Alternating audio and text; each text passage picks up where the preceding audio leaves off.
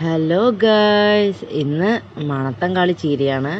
അപ്പോൾ അതിനായിട്ട് മണത്തങ്കാളി കുറച്ച് പറിച്ചിട്ട് ചെറുതാക്കി അരിഞ്ഞെടുത്തിട്ടുണ്ട്.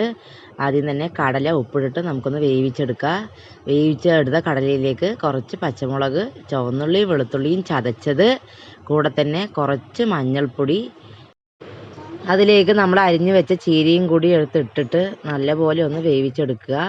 വെള്ളം കുറച്ച് മാത്രം ഒഴിച്ചാൽ മതിയാവും.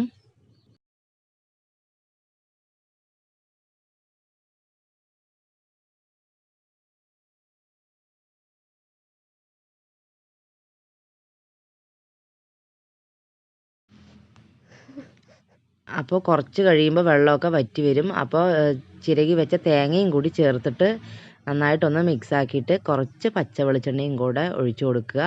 എന്നിട്ട് നമുക്കിത് എടുത്ത് കഴിക്കാവുന്നതാണ്. ഇത് വായ്പുണ്ണും വയറ്റിലെ പുണ്ണിനൊക്കെ ഭയങ്കര ബെസ്റ്റായിട്ടുള്ള ഒരു മരുന്നും കൂടെയാണ്. അപ്പോൾ നല്ലൊരു അടിപൊളി ഒരു ചീരക്കറിയാണിത്. ഇഷ്ടപ്പെട്ടിട്ടുണ്ടെങ്കിൽ വീഡിയോ ഒന്ന് ലൈക്ക് ചെയ്ത് സപ്പോർട്ട് ചെയ്യുക. അടുത്തൊരു വീഡിയോയിൽ കാണാം. ബായ്.